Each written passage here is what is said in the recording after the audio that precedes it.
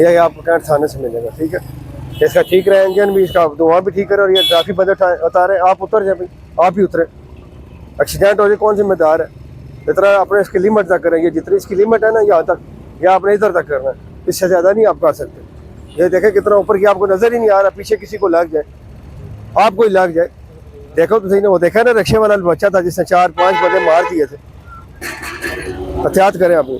अच्छा, कसम से मैंने कभी हेलमेट का प्यार नहीं उतारा। अभी इधर मोटरसाइकिल खड़ा किया था, हेलमेट को उतार के लेके आया। ये ओरिजिनल कॉपी किधर है? ओरिजिनल। और कसम से अभी चाचू के घर जा रहा हूँ, वापस आते हुए। क्या नाम है आपका? मोहम्मद सोहेल।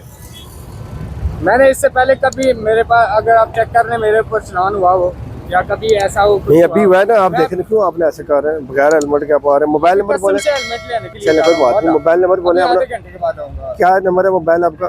अच्छा, कसम से पहली बार गलती हुई है। नहीं ऐसे ही होते हैं। नहीं, अभी जा रहा हूँ ना। कॉपी चेक कर रहे हो, ओरिजिनल है।